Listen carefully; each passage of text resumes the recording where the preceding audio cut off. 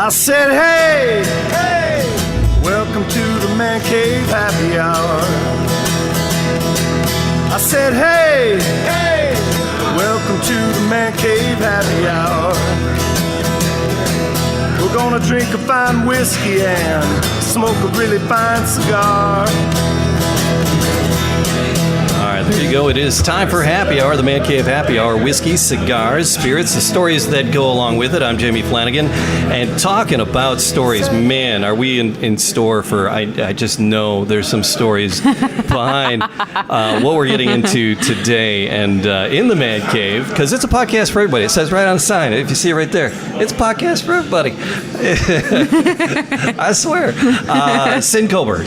Cynn, welcome to the Man Cave. Thank you. Glad to be here. So you and your husband, Josh, just launched this brand, Dissident. Mm-hmm. And we're going to find out all about that. And I want to find out because you had to move, and there's been a lot of things that have happened to make this happen along the way. And I've been in touch with you guys a few times before the COVID, and because you guys are very, very active on social medias. Mm-hmm. And I was going to try to connect it and do a smoke with you guys. Yeah, and that was a while ago, wasn't it? It was before the COVID thing. Yeah. And then COVID hit, and you guys decided to leave the country, which was interesting. But before we get into all that, like I said, there's so many stories. Tell me about your childhood.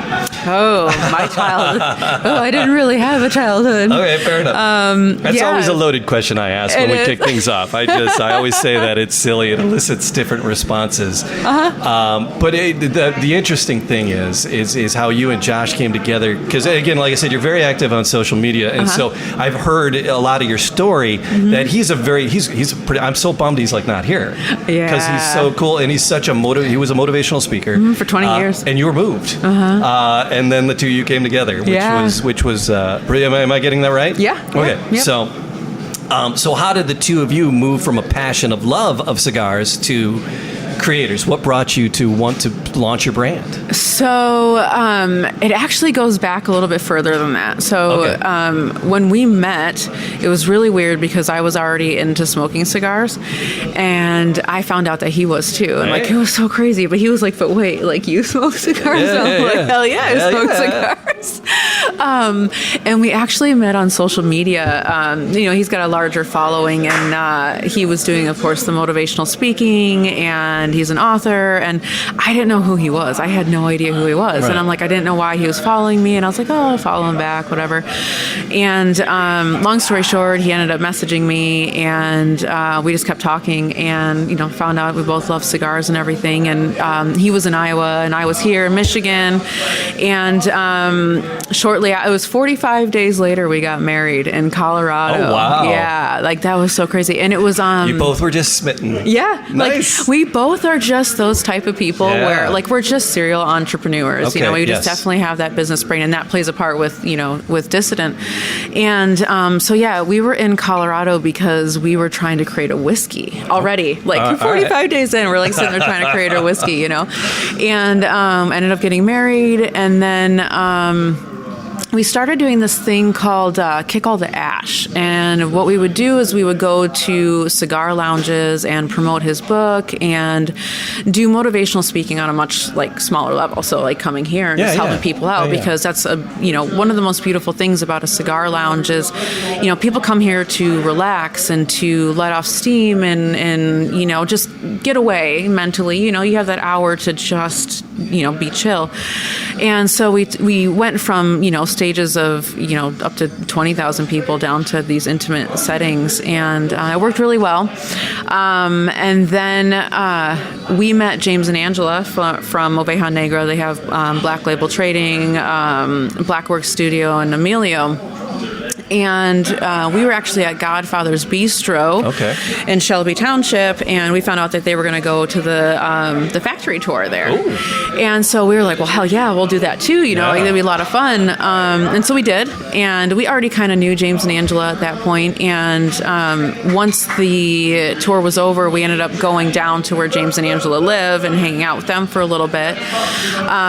So to speed it up, we were going to take the kids on vacation to Nicaragua. Nicaragua, and COVID hit, so that just kind of went in the dumps. Well, they're remote schooling anyway. Might Right? as well. Yeah. And so that's what happened. Yeah. They were like, well, why don't we just move to Nicaragua? And we were like, what?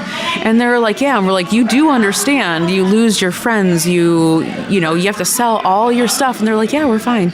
And that's 3 kids saying this. And we're like, okay. So we did. We sold everything and moved to Nicaragua in a little town called San Juan del Sur, which is also where the Browns live. And it was about 6 months, Dissident was presented to us, and it was one of those things where you just really couldn't say no. Okay. I mean, like, the branding just fit us so well. Oh my goodness, yeah. It's just like the stars kind of aligned with that. And so ultimately, with a decision like that, it's just whether you want to invest that amount of money into it. Anybody that knows cigars well enough knows that this is not a cheap industry. This requires a lot of money to go into it. So that was our biggest decision maker, and we ended up going for it, and that's how that got started. Wow. So yeah, we didn't go to Nicaragua because of cigars. We just loved the country, and cigars just followed. See, I thought you had moved because that was something of a requirement or something to launch the brand, but that's... No, you don't even have to be there. Okay. I mean, technically, you can launch a cigar brand Sure. anywhere as long as you have something, with the factory. But I feel on a personal level, it's kind of important to be there, be hands-on with the tobacco, because I have the ability to actually smoke each leaf individually and taste what each leaf is and see how it goes together and how much of this leaf versus that leaf, and you know what I mean? There's just have you so learned many to roll steps. Yourself? Oh, hell no. that'll never happen. That's a crazy art form. It is. That is like amazing to watch them do it. It's just, I've only seen videos, but I'm sure you've seen it firsthand. Yeah, well, and when we were there for the factory tour, they let everybody in our group do it, and I watched Josh, and it was a total turd, and so I didn't even attempt it. I was like, I watched him tear the whole thing, and I'm like, it's a crime to do that to a nice leaf. I know, right? I didn't want to look like how he was looking, so I was like, no, I'm good. All right, so wow, okay, I had a different perspective on why you had gone to Nicaragua. That's I love that part of the story. Yeah, it was more of a family thing, and just Nicaragua is very third world and third world developing, and what a unique experience to give your kids, and we were humbled by the fact that they wanted to move there, and so that was our number one thing is give them a different life. So there's so many things to talk to you about. Josh and the 3 dots of the tattoos, and then your personal transformations. The cigar, the liquor. So is the whiskey coming together? Is there a whiskey to? I've seen some bottles in the social medias. Yeah. Is the whiskey? It's done. Oh, it's done. Okay, we have a few bottles here even. All right. So yeah. Because that's kind of our jam. A little over the cigars. It's the spirits. So nice. I'm gonna. So is we'll get to the cigars. So with the whiskey, where is that available? That came out of Tenacity Craft down in Flint. Okay. Wow. Okay. So ours you can't get. So this is what we did was we wanted a way to give back to the fans that have been around Dissident for a long time, because Dissident wasn't a cigar brand that we created; it was one that we acquired. Oh. And they've been around. It suits for you so years. well, though. It seems like you guys. I mean, just from all your socials and everything, it just perfect. It encapsulates you guys. Yeah, and people can look at Dissident as like a bad thing, but we don't. We look at it as being unique to you. No matter what that is, whatever you believe in, you do that and you be that, because individuality is so important, and people are so scared to be themselves. They don't want to be judged by other people, and we're here to say, don't worry about it. Just be who you are. Be your authentic self, because you only have this one life. And you gotta live it however it is. So, and one more sidetrack before we get to the cigars. Yeah.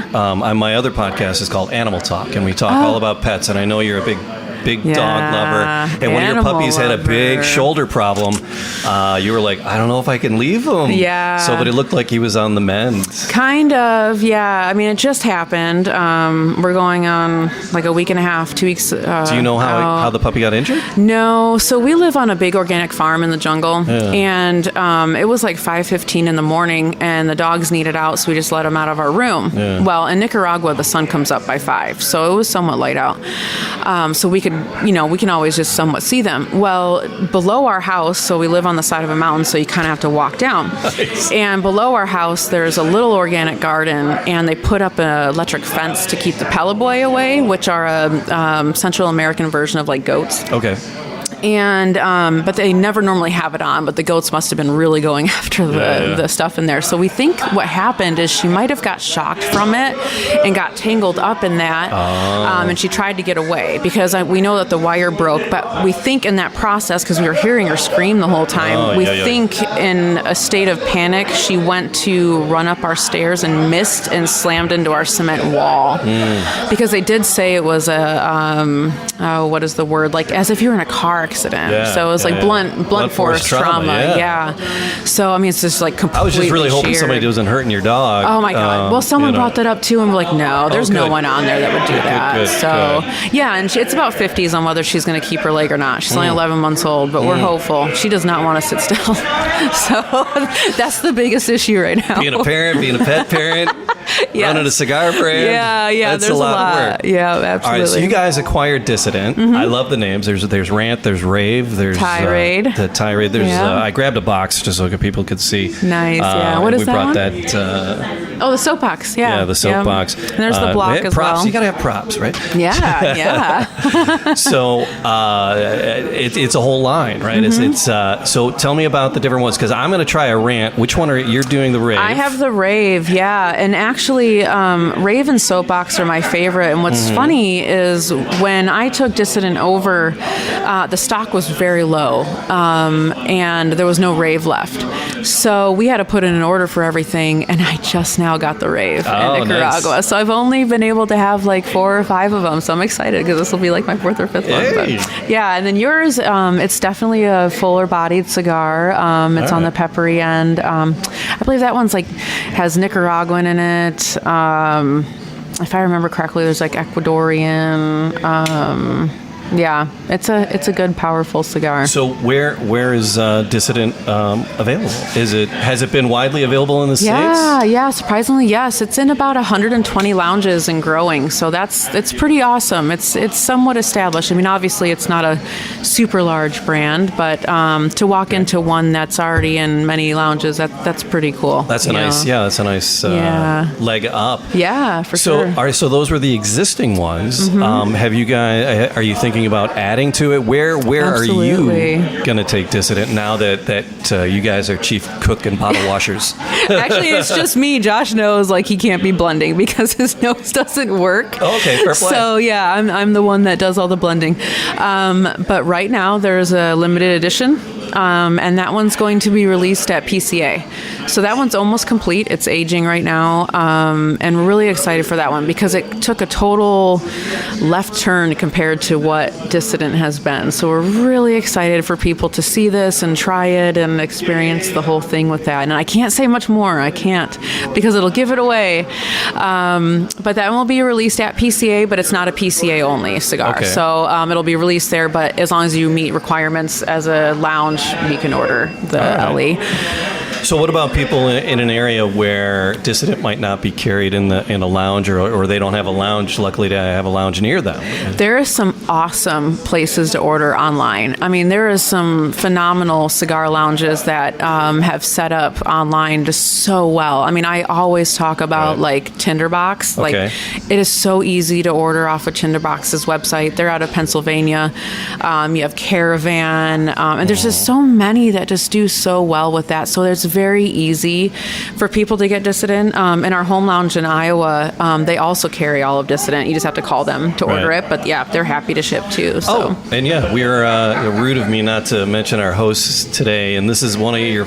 Is this the first promotional event you're doing? It is. Yeah, I chose to do Michigan first because this is my hometown. Right. So yeah. So, but we're at Cigar Fellas, Cigar Fellas Cigar Lounge in Davidson. I think this is Davidson. Davidson, yeah. We're in Davidson.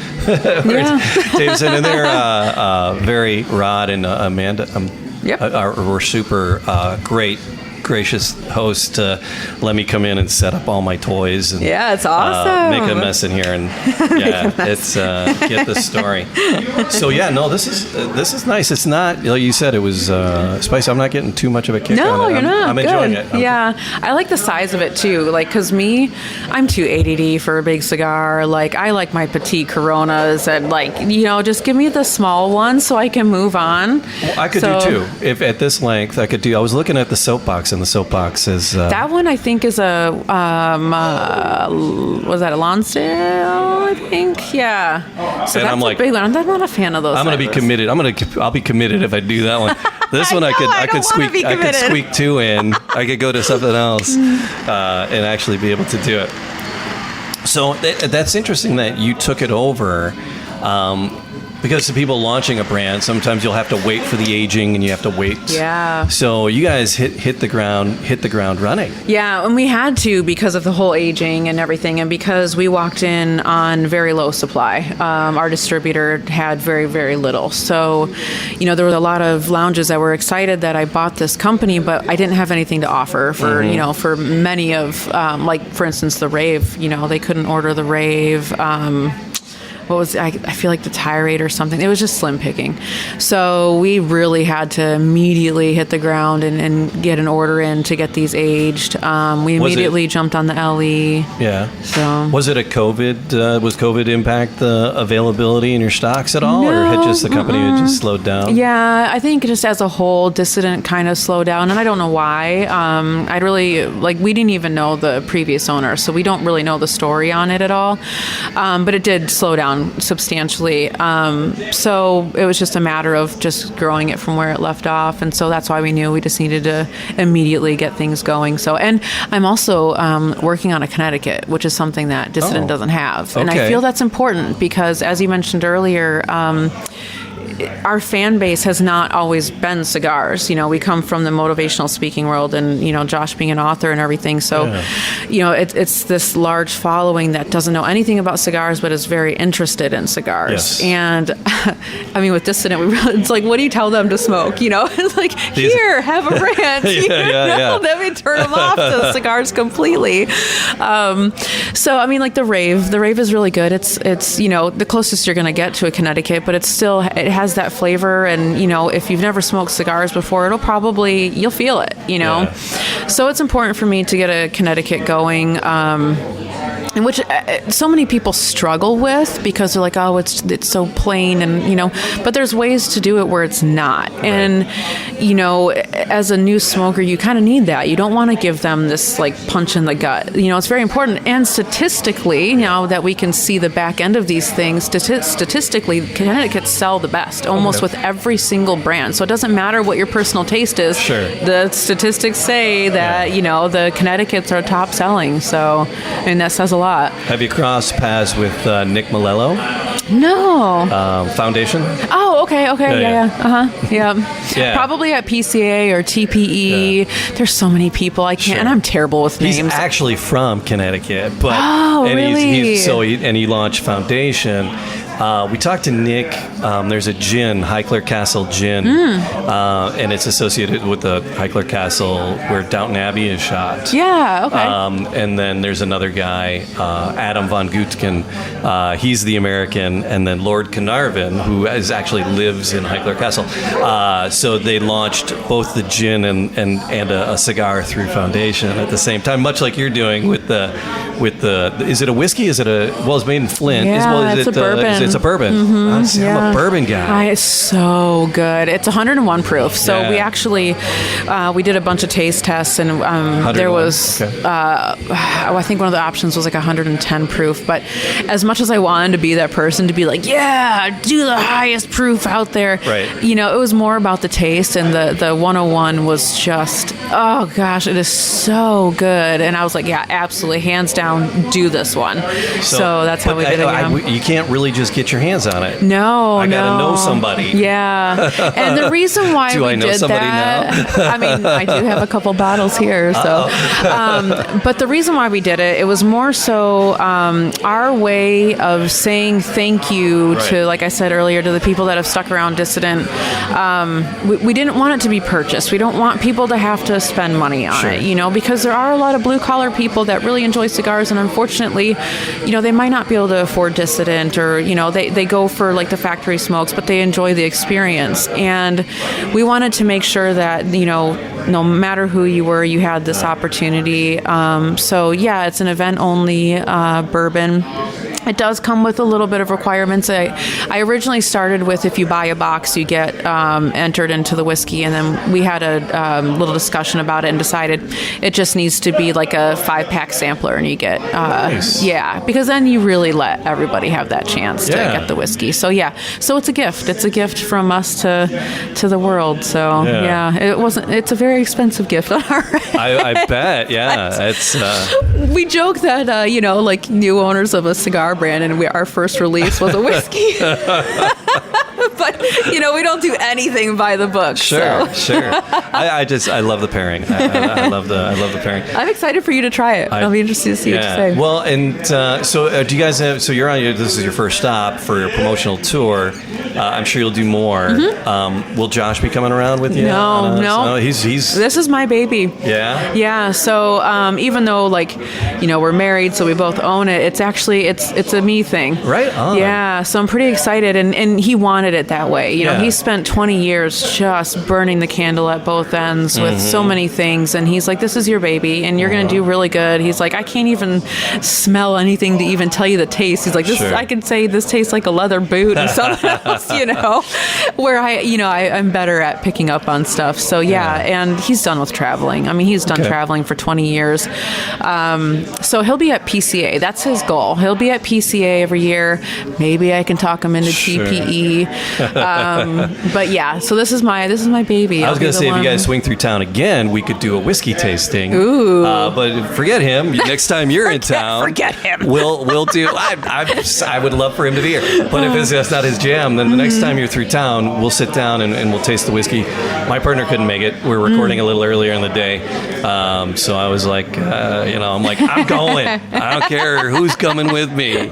Peace out. So I'm like, I teach high school, so my day awesome. ended a little earlier, so I was able to squeak out here. Nice. But yeah, my partner, the co-host Matt, is a banker, and then our other host August is he's a city clerk for Clausen at this point. So nice. it's like all these professional people, and then I'm like, I'm skipping out of school.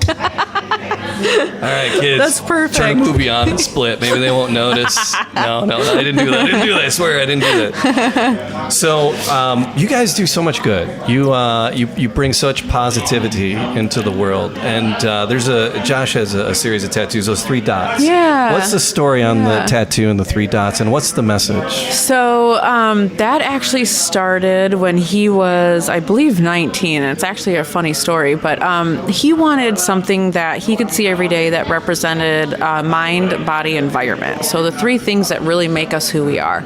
And he wanted that constant reminder to keep himself always grounded and to be the best version of himself that he could be. So he put it on his forehead.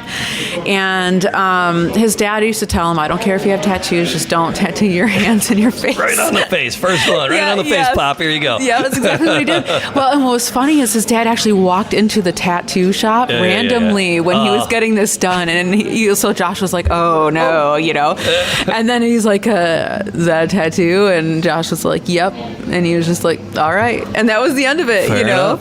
But, over the course of 20 years, it's really taken on its own thing. We have so many people that have gotten these 3 dots. I mean, I have them too, and they're harder to see now because I have the geometric tattoo around it. Then I have them on my forehead. But there's so many people that have gotten them done, and it's been such a beautiful thing because when they find out what they mean, it really is a really good thing. It's trying to be the best version of yourself for yourself and for others, because that's what we need in this world. And that's what when I saw you guys online, and it's just the positivity. I really appreciate what you guys bring. Oh, thank you. To the planet. Yeah. To sound cheesy, but it's cool. It's like I said, I teach high school, and there's not always a whole lot of positivity in the planet for young people, and Yeah, and that was his main thing that he focused on for motivational speaking. He did mostly schools. So, because that was his main goal, was to, get them while they're young and make them understand that they're worthy of love and acceptance. And you got to look, I mean, it's and he's got to look. And it's not your typical high school principal look. It's not your corporate look. And sometimes kids will take that message better from someone coming from a slightly different angle, or have faced some challenges themselves. 1,000%. A lot of high school teachers, they bashing teachers, right? But they were in school, and then they went to college, and then they went back to school, and there's not a lot of real world experience.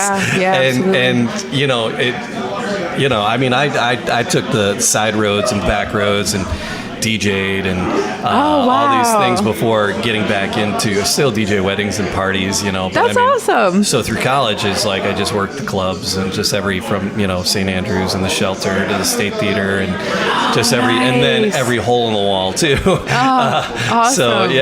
So I come with a slightly different. I work for a private investigator, and that would be fun. I would love that. Valeted and. Was a photographer, and I just had a crap ton of jobs going through. And so when I tell these kids, they're like, "Why do we got to write this essay?" I'm an English teacher, but I do the newspaper and broadcasting yearbook.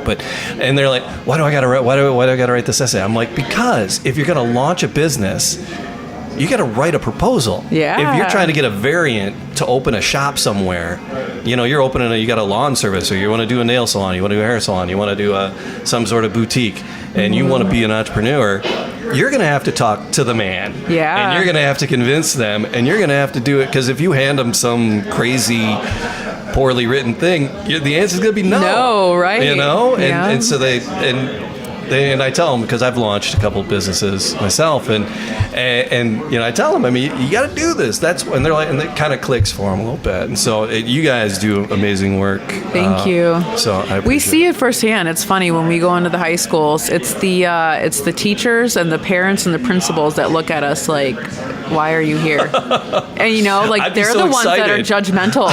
And then they see us do what we do, and they're like, afterwards they're like hugging us and thanking us, and you have some of the grandparents that are like, at first were like, oh, and then they're like, tears in their eyes because they could see that these kids, we were getting through to them. So it's an awesome thing, because it is the parents that are the judgmental ones. It's not the kids. So. All right, so we're at Cigar Fellas, cigarfellas.com. We're in Davidson, Michigan. And like I said, you guys have a massive social movement. You're Facebook and Instagram, and so where can people? And is it Dissident Cigars? What's the main website for that? It's Dissident Cigars _official. Okay. So that's for Dissident, and then me, it's Cynn Coburn, CYNN COBURN, and that's across everything, all social media platforms. And with Josh, same thing. It's Joshua Coburn for everything. So, cool. Excellent. And we have websites too, same thing. Well, actually, mine is Sinister.com, CYNNISTER. Which was totally Josh's thing. Right, he had to have that. That is fantastic. All right, is there anything we didn't cover that you want to share about Dissident Cigars? Oh, I don't know. Just look out for that limited edition. We're very excited about that. And as a whole, we're just excited to see where this goes. I think this is very needed. I think having a female in the industry is very needed. There's not enough of us. And I think that'll help pave the way for other women. So. That's breaking in the bourbon industry. And in Kentucky, there's like a lot of women becoming master blenders and master distillers, and it's been a really nice trend to see in the bourbon field, I don't know a lot about cigars, and that's the whole thing about the Man Cave. We don't know nothing about nothing. We talk to people who know stuff. Yeah, and now you know. And now so it's not really. There's not a lot of women doing what you're doing right now. No, not at all. But great. I think, what's awesome is, cigars go hand in hand with whiskey and bourbon. And I've already, I know of a few women that are getting into the bourbon industry, and it's awesome. And I really hope one day somehow we can all come together and just break bread and, be this powerhouse of women. And, because we also have this unique ability to taste things that men can't, just our biological makeup, it's different. Sure. We can pick up on a lot of things that men can't. So I think it's needed. And it's beautiful to see that women can do a lot of things, so I'll pave that way. So this rant is getting spicier as we go. Oh, there it is. It's good. So, yeah. It is, but it's not too much. It's not overpowering, I'm no. usually I'm more of a Connecticut guy. Yeah. I am. I'll do. I'm not a 3-4 cigar a week guy. Maybe one a month. Right. But I'm enjoying this. That's the Nicaraguan tobacco in there. That'll always give you the pepper. So yeah, that one I can only do one in that size, and I'm a baby. I'm a total baby. So I'll be like, it's just too strong. Right on. So. All right, Cynn, thank you so much you're for very taking welcome. some time here. Absolutely. It's the Man Cave Happy Hour. Like, subscribe, leave comments, all those podcasty things you do for podcasts. We appreciate everybody listening, and cheers.